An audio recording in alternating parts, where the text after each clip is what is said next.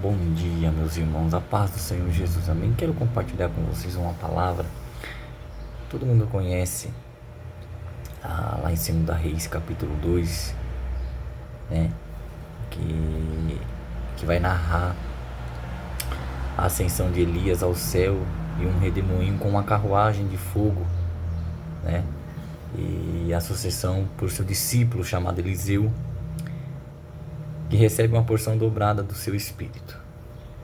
Eliseu confirma seu ministério dividindo o Jordão, curando as águas de Jericó e punindo os zombadores em Betel, consolidando sua autoridade profética. Olha só, uma palavra de Deus profética. Vamos pegar um pouco sobre a despedida de Elias e Eliseu. Elias é levado por Deus e Eliseu acompanha de Gilgal a Betel, Jericó e finalmente ao Jordão, recusando-se deixá-lo. Olha só que interessante. Aí vamos lá. O pedido de porção dobrada. Antes de partir, Elias pergunta o que deseja Eliseu. Pede porção dobrada do espírito de Elias, confirmando com seu sucessor espiritual. Olha que coisa linda essa vida cotidiana de Elias e Eliseu, que nos deixa um grande exemplo, né? E ali a gente vê o pedido de porção dobrada, né? Que antes de partir, Elias pergunta o que deseja. Eliseu pede porção dobrada do espírito de Elias, né? Confirmando com seu sucessor espiritual, né? Além de Elias ser um homem de Deus, ele era muito espiritual, né? Se nós pegarmos pelo intermédio da palavra, nós vamos ver, né, esse espiritual de Elias, quanto ele era valioso e precioso na presença de Deus e quanto era importante para Israel, para outras cidades. O exemplo que Elias hoje ele nos ensina, né, como narra a história bíblica lá no livro de 2 Reis, capítulo 2. E aí nós vemos também um pouco sobre a ascensão de Elias, né? Que um carro de fogo com cavalos de fogo separa os dois. E Elias sobe ao céu em um redemoinho. Olha que coisa linda que narra essa história, o que o próprio Deus fez, né, com o profeta Elias, a grande responsabilidade de levar o Espírito Santo de Deus e a ouvir a voz de Deus falar com ele, né? E agora Eliseu, ele vai assumir o ministério, né? Eliseu pega o manto de Elias, né? Divide as águas do Jordão, né? Ou seja, milagre de validação. E é reconhecido pelos outros profetas, né? Porque agora ele vai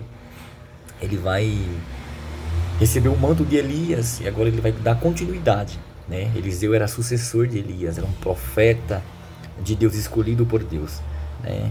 Então, que coisa linda narra essa história. Eu estava aqui agora de manhã pensando, né, o quanto é maravilhoso essa história e o quanto nos traz no dia de hoje, né, um grande exemplo, né, um homem de Deus que escutava a voz de Deus, um homem de oração, um homem também que como homem, como carne, né, ele era homem, né, foi parar dentro de uma caverna, né, Obadias, né, escondendo os profetas de 50 em 50, né, e você vê essa história aqui para nós hoje é um exemplo, né, então que nós vamos seguir este exemplo, né, como o profeta Elias nos deixa aqui na terra, né, e eu vejo a coisa mais linda ali também, milagres, né, o juízo de Eliseu, né, que Eliseu purifica as águas de Jericó com sal, posteriormente no caminho para Betel, Eliseu é zombado por jovens, olha só, e após amaldiçoá-los, 2 ursas atacam 42 deles. Não brinca com o homem de Deus, não zomba dos profetas de Deus, né? Porque a profeta na casa, a profeta de Deus escolhido, a profeta de Deus que tem chamado, a profeta de Deus que sofre pelo evangelho, que paga preço, mas ele não desiste do chamado, né? Então, não toca no ungido, não toca no ungido, não zomba do ungido de Deus que foi escolhido, que foi separado por Deus para fazer a sua vontade, a vontade de Deus, não a nossa, a vontade de Deus, né? E duas ursas atacam 42 dele. Agora eu fico imaginando, por que tudo isso aconteceu? Quem estava ali e viu essas duas ursas atacando 42 deles porque zombaram do profeta, zombaram do homem de Deus?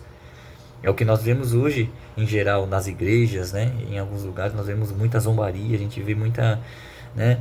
As pessoas não acreditar nos profetas. É claro que em ambos existem profetas de Baal, existe sim, existem profetas que profetizam aquilo que Deus não mandou, né? Existem profetas que vêm com profecias que verdadeiramente a gente sabe que não é de Deus. Mas a maior profecia é a palavra de Deus, porque ela se cumpre, ela não volta com curva. A palavra de Deus, ela se cumpre. Então, para mim, a maior revelação sempre foi e sempre será a palavra de Deus. Então, creia na palavra de Deus. Creia que Deus pode fazer aquilo que você não pode fazer. Então, se nós acreditarmos em Jesus Cristo, a gente não tem que temer nada, a morte, a dor, a angústia, o problema, a dificuldade. Não, creia em Jesus Cristo. Creia em Jesus Cristo, né? E este capítulo ele marca a transição crucial, né, de Elias para Eliseu, né, demonstrando a continuidade do poder e da palavra de Deus em Israel.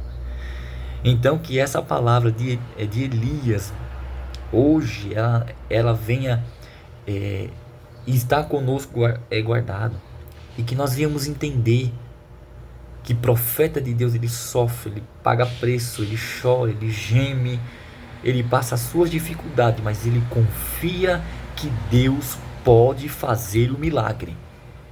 Então, se você é profeta, continue sendo profeta, mas profeta debaixo da mão de Deus, debaixo de onipotência, debaixo de obediência, debaixo da palavra, porque aquele que Deus escolheu, uma vez escolhido, sempre será escolhido. Então, o chamado na vida de Elias e Eliseu foi muito grande. Eliseu aprendeu muita coisa, a ter responsabilidade de ser profeta, de ser chamado por Deus, de ser escolhido por Deus. Eu acredito que todas as suas dificuldades, adversidades, eles não desistiram, mas continuaram até o fim. Amém? Então fica com essa palavra. Hoje é dia 2/2 de 2026, já estamos no mês de fevereiro. Agora são 6h37 da manhã. Creia nesta palavra. Creia que o Senhor vai realizar tudo aquilo que você precisa. Amém? Que Deus possa te abençoar, em nome de Jesus.